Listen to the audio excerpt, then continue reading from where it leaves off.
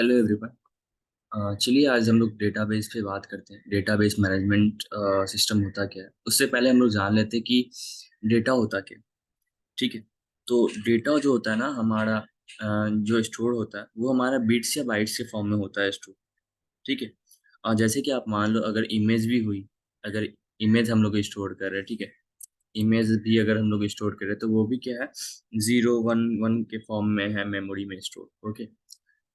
Image क्या होता है, पिक्सल के फॉर्म में होता है ना, पिक्सल होता है। तो ये क्या होता है, इमेज पिक्सल होता है 2 into something 10 to the power something होगा। ठीक है। अगर हम लोग मान लेते हैं कि इंटीजर्स है, इंटीजर्स भी क्या है, अगर मेमोरी में अगर हम लोग देखें तो वो क्या है, 0 1 के फॉर्म में स्टोर्ड है। ये सारी बातें आपको पता है।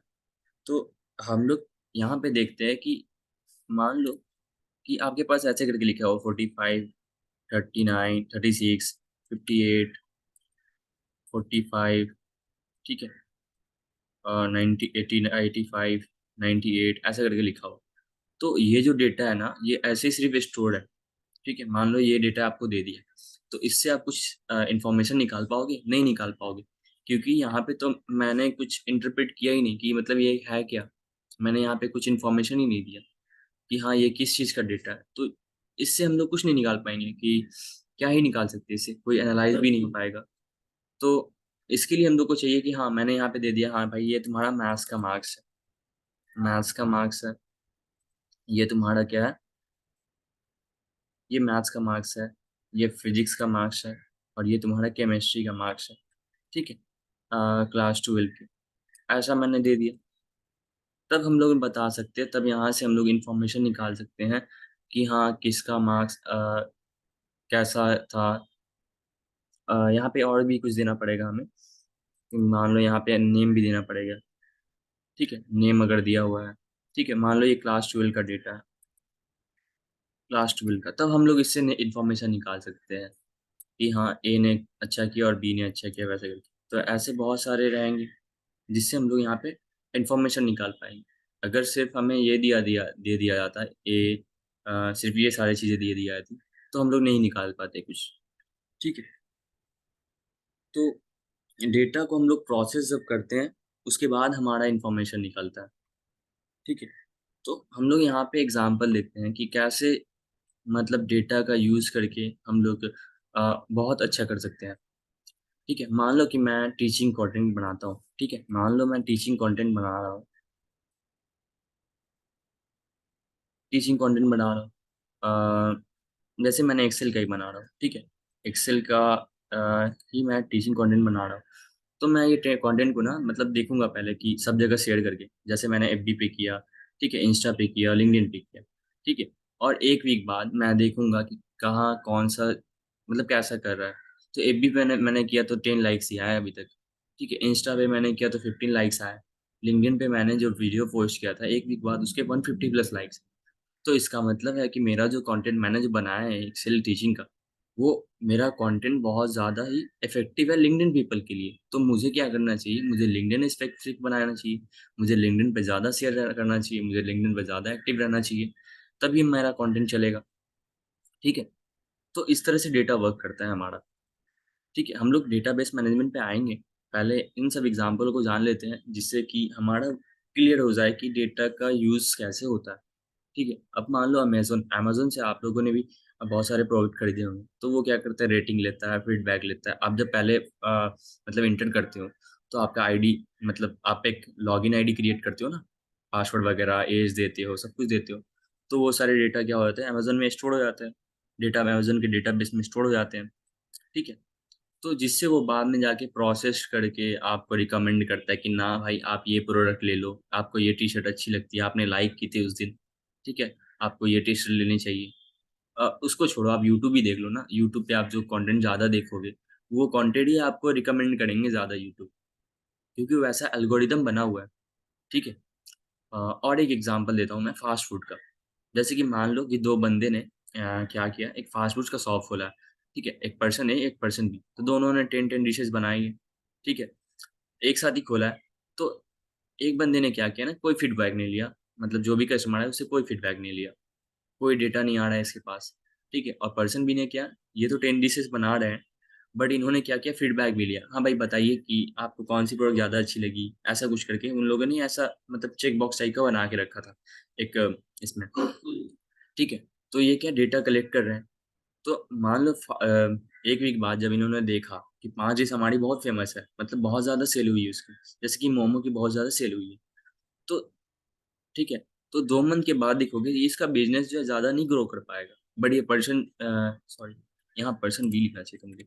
पर्सन बी का जो बिज़नेस है ये ज़्यादा ग्रो कर पाएगा, क्योंकि इसके पास डेटा है, इसने डेटा देखा, ये मोमो पे ज़्यादा फ़ोकस करेगा और ज़्यादा से ज़्यादा उस पे तवज्जो देगा। ठीक है? ओके, यहाँ तक तो क्लियर है मेरे ख़्याल से। तो अब आते हैं बात कि डेटाबेस होता क्या है? तो डेटाबेस एक ऐसा जगह है जहाँ पे हम लोग जितने भी इन्फॉर्मेशन होते हैं, उसे हम लोग स्ट्रक्चर्ड वे में मतलब टेबल के फॉर्म में, एक स्ट्रक्चर फॉर्म में क्या होते हैं, स्टोर होते हैं या टेबल फॉर्म में स्टोर रहता है, ठीक है? ये एक जगह है, ओके। तो यहाँ पे तो इन्फॉर्मेशन स्टोर रहते हैं, बट हमें निकालना भी तो होगा ना इन्फॉर्मेशन। ऐसा थोड़ी ना कि जाएँगे और बोलेंगे भाई ये निकाल कर दो। मुझे चाहिए कि टॉप 5 डिशेज़ निकाल के दो। तो वो डायरेक्टली थोड़ी ना बता देगा। मैं ऐसे हिंदी में बोलूँगा, बता दो भाई, तो बताएगा नहीं वैसा। तो हमें क्या चाहिए ना, लैंग्वेज चाहिए, कुछ ना कुछ लैंग्वेज आनी चाहिए ना, तब तो उससे बातें की जा सकती है। तो यहाँ पे क्या है ना कि डेटाबेस से हम लोगों को अगर बात ही करना है, तो हम लोगों को क्या एसक्यूएल लैंग्वेज चाहिए। एसक्यूएल यानी स्ट्रक्चर क्वेरी लैंग्वेज हमें आनी चाहिए, ठीक है? अगर सीक्वल लैंग्वेज अगर आती हो, ठीक है, तो हम लोग डेटाबेस से बात कर सकते हैं कि अब बात करने के लिए लैंग्वेज क्यों चाहिए? जैसे कि मान लो आप कहीं जा रहे हो, कनाडा ही जा रहे हो, ठीक है? तो आप हिंदी में नहीं बात कर सकते, आपको इंग्लिश आनी ही पड़ेगी, क्योंकि वहाँ जो लोग हैं, वहाँ उसी लैंग्वेज में बात करते हैं, ठीक है? तो इसलिए हमें जहाँ जिससे बातें करनी है, वहाँ की लैंग्वेज आनी चाहिए। तो उस डेटाबेस से बात करने के लिए सीक्वल लैंग्वेज आनी चाहिए, ठीक है? सीक्वल लैंग्वेज आनी चाहिए। तो सीक्वल लैंग्वेजेज़ जो है, ये क्या काम करती है? जिससे हम लोग डेटा से बातें कर सकें। जैसे कि डेटा को एक्सेस करना हो, डेटा से में कुछ ऐड करना हो, डेटा में कुछ अपडेट करना हो, डेटा में कुछ डिलीट करना हो, जो भी इन्फॉर्मेशन चाहिए, हम लोग उससे निकाल सकते हैं, एसक्यूएल लैंग्वेज, ठीक है? तो जैसे कि हमारे पास है ना अ, पॉपुलर डेटाबेस सॉफ्टवेयर है, जिसपे हम लोग वो सीक्वल लैंग्वेज को लिखते हैं, ठीक है? पॉपुलर डेटाबेस लैंग्वेजेज़ है, ठीक है? पॉपुलर डेटाबेस लैंग्वेजेज़ है हमारे पास, जैसे कि माईसीक्वल हो गया, ओराकल हो गया, सीक्वल सर्वर हो गया और क्या है, पोस्टग्रेसक्यूएल है, ठीक है? तो ये सब क्या है, एक सॉफ्टवेयर है जिसपे हम लोग सीक्वल जो लैंग्वेज है वो लिखते हैं, ठीक है? और वो लिख कर के हम उससे डेटाबेस से इंटरैक्ट करते हैं और जो भी इन्फॉर्मेशन चाहिए होती है वो हम निकालते हैं उससे, ओके। अगर आपको और एक अच्छे से समझना है इसे, तो मैं और एक एग्ज़ाम्पल देता हूँ कि मान लो कि अ, स्विगी का डेटाबेस मैं लेता हूँ, ठीक है? स्विगी डेटाबेस मैं ले रहा हूँ। स्विगी डेटाबेस मैंने लिया, तो अगर आप लोग जाओगे, तो वो आपसे क्या करेगा, आपने अगर पहले से अकाउंट बना रखा है, तो अकाउंट नहीं बनाने बोलेगा। मान लो मैं न्यू हूँ एकदम, तो मुझे क्या बोलेगा, क्रिएट एन अकाउंट, अकाउंट बोलेगा, ठीक है? क्रिएट एन अकाउंट, कि अकाउंट क्रिएट करने पे हमें क्या ले रहा है, हमारा नाम हमारा नाम ले रहे हैं, ऐज ले रहे हैं, है ना? ऐज ले रहे हैं, लोकेशन वगैरह, वो तो हम ऑर्डर करते हैं, वो तब लेते हैं, मतलब कुछ इन्फॉर्मेशन, बेसिक इन्फॉर्मेशन वो लोग रख लेते हैं, ठीक है?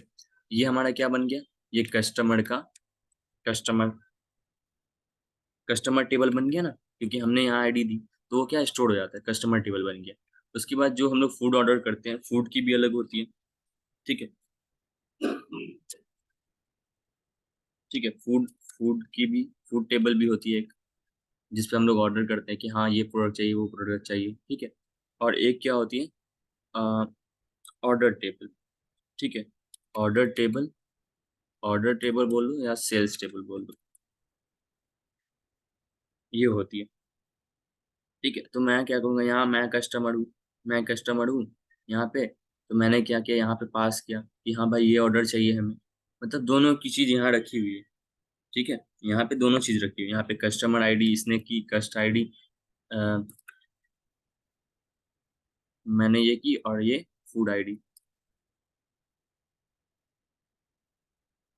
मतलब इस कस्टमर आईडी ने इस फूड को ऑर्डर किया है, ठीक है? तो इस तरीके से जो है हमारा डेटा स्टोर रहता है यहाँ पे कि हाँ, मैंने इस तरीके तो ये जो सारा डेटा है, ठीक है? ये क्या होता है ना, ये सारे चीज़ जो है, ये स्टोर होते हैं किसमें? डेटा वेयर हाउसेस में भी स्टोर होते हैं, ठीक है? क्योंकि देखो यहाँ पे तो ये अभी ट्रांज़ैक्शनल डेटा है ना, क्योंकि अभी हमने ऑर्डर किया, फिर हम हट गए, मान लो अभी 4 दिन के बाद मैंने क्या किया, वो लॉग आउट मार दिया, डिलीट कर दिया। तो ऐसा थोड़ी ना कि वो डेटाबेस से डेटा डिलीट हो जाता है, वो डेटा है वेयर हाउस में चला जाता है, डेटा वेयर हाउस में चला जाता है। ठीक है? जिससे अगर पास्ट में मतलब बाद में अगर 1 साल बाद उसे एनालाइज़ करना पड़ा कि हाँ भाई इस तारीख को, इस दिन को किस बंदे ने मतलब कौन सी जगह से वैसा सेल हुआ है। तो वो सारे डेटा हमने जब भी ऑर्डर किया ना, वो हमारी डेटा जो है वो स्टोर हो चुकी है। ठीक है? वो जब भी चाहे वो एनालाइज़ कर सकते हैं उन डेटा को। ओके? तो आज तक यहीं रहने देते हैं।